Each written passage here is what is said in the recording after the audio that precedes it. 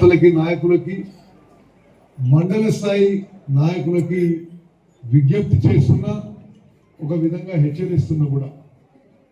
మరి మీకు తెలుసు, కొన్ని చోట్ల కొన్ని గ్రామాల్లో మరి మన అనైక్యత వల్ల కూడా మరి గ్రామ స్థాయిలో కానీ మండల స్థాయిలో కానీ ఇబ్బంది పడ్డ మాట మీరందరూ గమనించారు. ఆ విధంగా ఒక పార్టీ, ఒక సంస్థ, ఒక ఆర్గనైజేషన్ ముందుకు పోయినప్పుడు మరి క్రమశిక్షణ రాహిత్యం అసలు మనం సహించలేము. మరి అందరం కూడా ఏ నిర్ణయం మనం ఉమ్మడిగా సమిష్టి తీసుకుంటే దానికి కట్టుబడి ఉండాలని చెప్పి మనం చేస్తున్నాం. మరి అది నేను ఎవరిని అనకపోయినచ్చు, కానీ అన్ని విషయాలు అన్ని గ్రామాల్లో అన్ని మండలాల్లో గమనిస్తున్నానని చెప్పి మాత్రం మీకు సవినయంగా మనం చేస్తున్నాం. అదేవిధంగా కొన్ని గ్రామాల్లో మనం అద్భుతంగా డెవలప్మెంట్ కార్యక్రమాలు, ప్రగతి పనులు చేసి కూడా ఓడిపోయిన విషయం కూడా కొంత బాధాకరం. మరి ఆ గ్రామాల్లో మరింత లోతుగా మనం చేస్తున్న పనులు ప్రజలు పోవాల్సిన అవసరం ఉందని చెప్పి మీరందరూ గమనించాలి. సరే, వాస్తవంగా అంటే నేను మొదటిసారి ఎమ్మెల్యే అయినప్పటికీ ఇప్పుడు ఇది 7వ టర్మ్ నాది. రాజకీయాలు మన ప్రాంతంలో కానీ రాష్ట్రంలో క్రమంగా మారుతూ చాలా కమర్షియల్ కావడం ఇది చాలా బాధాకరం, దురదృష్టకరం. ఇది ఒక చేదు నిజం. ఉచితంగా మీకు ఆర్టీసీ బస్సులో ప్రయాణం ఉంది. అదేవిధంగా ఇప్పుడున్న మన కాంగ్రెస్ ప్రభుత్వం ప్రగతి విషయంలో కానీ అభివృద్ధి కార్యక్రమాల విషయంలో కానీ సంక్షేమ పథకాల విషయంలో కానీ భారతదేశంలో ఎన్నడూ ఎక్కడా లేని విధంగా మరి రీతిలో మనం చేస్తున్నాం. మనం ఏదో చూస్తే పాత వెల్లటూరు కాడ హెడ్ వర్క్స్ మొదలుపెట్టి Mahatma Gandhi Muktyala branch canal lift irrigation scheme 50,000 ఎకరాలకి 1,500 కోట్ల రూపాయలతో పనులు వేగవంతంగా జరుగుతున్నాయి. వచ్చే సెప్టెంబర్ నాటికి పూర్తి చేయడానికి ముందుకు పోతున్నాం. ఆ మహాత్మా గాంధీ ముక్త్యాల బ్రాంచ్ కెనాల్ మీ అందరికి చూపెట్టాలనే ఉద్దేశంతో యాక్చువల్లీ ఈ సమావేశం ఎల్లుండి అక్కడే పెడదాం అనుకున్నా. సరే, నాకు ఢిల్లీ అక్కడిక్కడ వేరే కేంద్ర ప్రభుత్వం పని నుంచి ఈ కార్యక్రమం పూర్తి చేసుకొని మరోసారి అక్కడ పెడదాం అనుకున్నా. మరోసారి అక్కడ పెడితే కార్యకర్తల సమావేశం.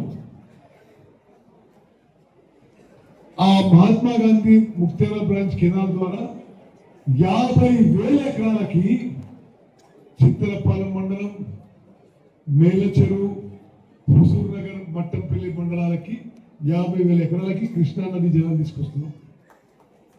అదేవిధంగా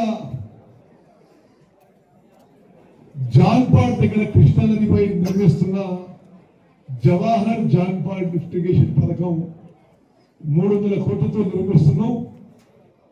దాని ద్వారా 10,000 ఎకరాలకి నీళ్లు ఇవ్వబోతున్నాం. జాన్పాడ్ చెరువు కూడా నింపుతున్నాం. అది 394 కోట్లతో మంజూరు చేసి 14,000 ఎకరాలకి ఆయకట్టు ఇవ్వబోతున్నాం. బెట్టతండ గ్రామంలో బెట్టతండకి చుట్టుపక్కల గ్రామాలకి మూసీ నదిపై కొత్త లిఫ్ట్ మంజూరు చేసి ఇప్పుడు నిర్మాణంలో ఉంది. దాని ద్వారా 2,000 ఎకరాలకు నీళ్లు వస్తాయి. పాత లిఫ్ట్లన్నీ కూడా మరమ్మత్తు చేయడం జరిగింది. కాలువలు ముక్త్యాల మేజర్ కాలువల లైనింగ్ పూర్తిగా వచ్చింది. దాని ద్వారా ఆ కాలువ మీద వేలచెరువు గ్రామంలో కొన్ని బ్రిడ్జిలు కడుతున్నాం. జాన్పాడ్ మేజర్ కూడా లైనింగ్ పనులు చేస్తున్నాం. ఆ విధంగా ఇరిగేషన్ శాఖ ద్వారా హుజూర్ నగర్ కాన్స్టిట్యున్సీలో మరి చరిత్రలో నిలబడిపోయే శాశ్వత అభివృద్ధి కార్యక్రమాలు జరుగుతున్న విషయం మనం చేస్తున్నాం. అదేవిధంగా R&B రోడ్లో కానీ పంచాయతీరాజ్ రోడ్ విషయంలో కానీ గవర్నమెంట్ డిగ్రీ కాలేజ్కి మన పిల్లలు చదువుకోవడానికి 4.5 కోట్లతో కొత్త బిల్డింగ్ కట్టిస్తున్నాం. మన నిరుపేద పిల్లలు చదువుకునే గవర్నమెంట్ జూనియర్ కాలేజ్కి బిల్డింగ్కి 7.5 కోట్లతో కొత్త బిల్డింగ్ కట్టిస్తున్నాం. అసలు గతంలో ఎన్నడూ కనివి ఎరగని విధంగా చేస్తున్నాం. ఉదాహరణకి హుజూర్ నగర్ నుంచి మట్టపల్లికి అది డబుల్ రోడ్ వేయడానికి 80 కోట్ల రూపాయలతో కొత్త పనులు చేయబోతున్నాం. అదేవిధంగా మరి విద్యుత్ విషయంలో అనేక సబ్స్టేషన్లు కట్టించాం. విద్య విషయంలో మరి గడ్డిపల్లి ఊరిలో 200 కోట్ల రూపాయలతో ఇంటిగ్రేటెడ్ రెసిడెన్షియల్ స్కూల్ కట్టించినాం. ఉండొచ్చు, దాని గురించి బాధ అవసరం లేదు. ఇప్పుడు మీకు కూడా మేము తగిన ప్రియారిటీ ఇస్తామని చెప్పి కూడా ఓడిన వారికి కూడా నేను అమలు చేస్తున్నాను. అదేవిధంగా వార్డు మెంబర్లకి మరి ఈ గ్రామ పంచాయతీ ఎన్నికల్లో మనం కొన్ని గుణపాఠాలు కూడా నేర్చుకోవాలి. గ్రామ స్థాయిలో, మండల స్థాయిలో మరి ఎక్కడ కాంగ్రెస్ పార్టీ అంతర్గత కలహాలకు తావు ఉండకూడదు.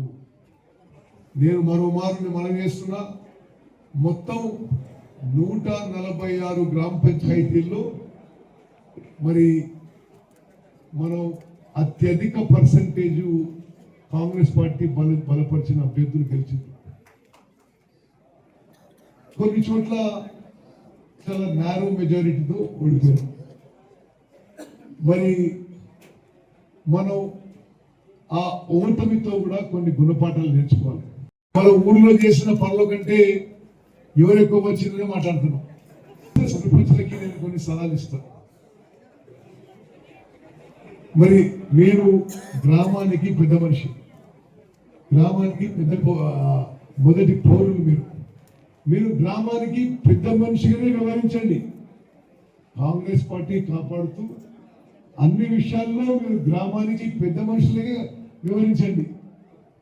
మరి గ్రామాల్లో అభివృద్ధి చేయడంలో కానీ, శాంతి భద్రతలు కాపాడడంలో కానీ, అన్ని పండుగలు పబ్బాలు పాల్గొనడం కానీ, గ్రామాల్లో మీరు పెద్ద మనిషిగా, మీరు మొదటి పౌరునిగా మరి పెద్ద మనిషిగా ఉండాలని కోరుకుంటున్నాం.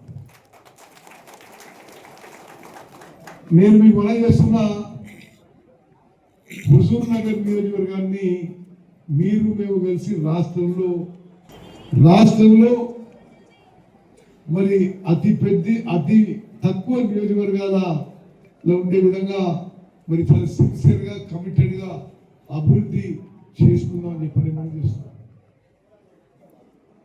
మీకు సరే అందరికీ అన్ని పనులు చేయలేకపోవచ్చు, కానీ ప్రజా సమస్యలు తీర్చడానికి, ప్రజా అవసరాలని మనం మీట్ కావడానికి మరి ఎప్పుడు అందుబాటులో ఉండాలి, ముందుకు పోవాలి. మీ బాధ్యత ఇంకా పెరిగింది. మీ ప్రతిష్ట, మీ స్టేటస్ అన్నీ పెరిగినా మీరు విజ్ఞతగా, వినయంగా ఉండాలని చెప్పి నేను మీకు హితవు పలుకుతున్నాను. ఏదో నేను గొప్పలైపోయినా అందరి మీద దాదాగిరి చెలాయిస్తా అట్లా కానీ మంచిగా ఉండాలి, జనంతో మంచి ప్రవర్తన ఉండాలని చెప్పి నేను మనం చేస్తున్నా. నేను అనుభవంతో మీకు చెప్తున్నా, ప్రజలు ఇంకేమైనా సహిస్తారు కానీ అహంకారం సహించరు. అది మనం గుర్తుపెట్టుకోవాలి. చాలా వినయం ఉండాలి, సిన్సియర్ ఉండాలి, కమిటెడ్ ఉండాలి.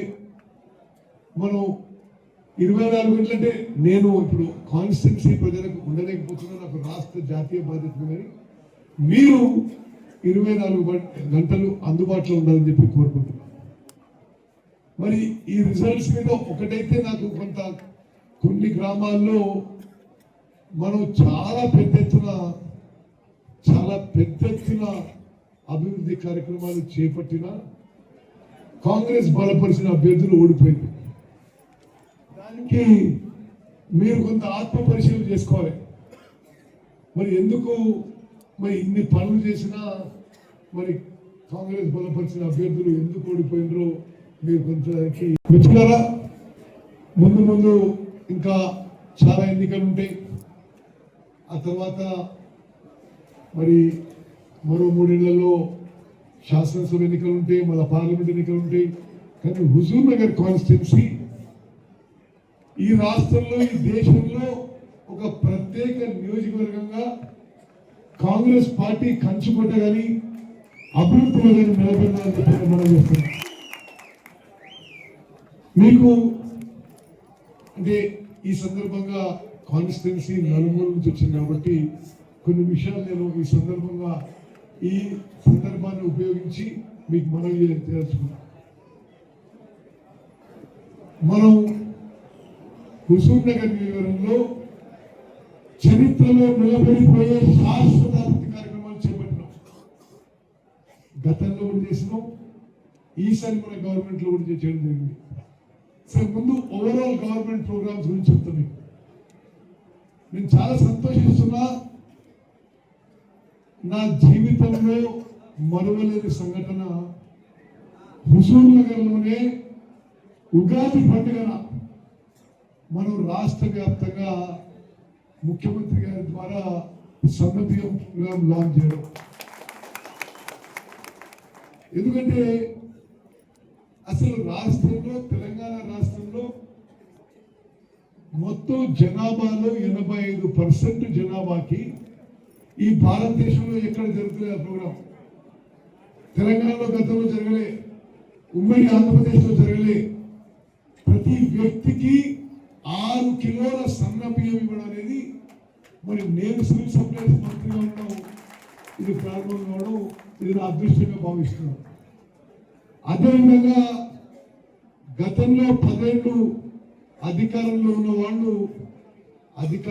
వాళ్ళు కొత్తగా ఒక్క రేషన్ కార్డు కూడా ఇవ్వలేదు. మనం వచ్చినాక అర్హులైన ప్రతి ఒక్కరికి రేషన్ కార్డు ఇచ్చినాం. రాష్ట్రంలో ఈరోజు మన జనాభా 3,70,00,000 ఉంటే 3,20,00,000 మందికి ప్రతి నెల మంచి క్వాలిటీ ఉచితంగా సన్న బియ్యం ఇస్తున్నాము. ఇళ్ల కార్యక్రమం కూడా ఉధృతంగా జరుగుతుంది. ఇప్పుడు మరి ఈ సందర్భంగా ఇంకొన్ని ఇండ్లు కూడా మనం మంజూరు చేద్దాం. మరి కొంతమందికి ఈ విడతలో వెంటనే మంజూరు చేస్తాం. మరికొంతమందికి మార్చి ఏప్రిల్ నెలలో 3 నెలలకు మంజూరు చేస్తాం కూడా మనం చేస్తున్నాం. ఇప్పుడు గెలిచిన సర్పంచులకి కొంత ఇమీడియట్ గా రిలీఫ్ ఉండాలి కాబట్టి మొత్తం కాన్స్టిట్యున్సీలో మనకి 3,500 ఇళ్ళు మంజూరు చేయాలి. ఐ థింక్ అది ఇమీడియట్ గా, అంటే ప్రస్తుతానికి మళ్ళా మార్చిలో కొత్తగా స్టార్ట్ అవుతాం. కానీ గెలిచిన సర్పంచ్లందరూ కూడా మరి మీరు అర్హులైన వాళ్ళకి మరి 25-30 ఇళ్లని తీసుకురండి. ఇది గెలిచిన సర్పంచులు మీరు అర్హత ఉన్న వాళ్ళకి ఇవ్వాలి. ఆ అర్హత మీకు తెలియకుంటే నా ఆఫీస్కి కాంటాక్ట్ చేయని చెప్తూ, మీరు గెలిచిన సర్పంచులు మీ చాయిస్ ప్రకారమే అర్హత ఉండి మరి వెంటనే 25-30 ఇండ్లు అందరికీ మంజూరు చేస్తారు.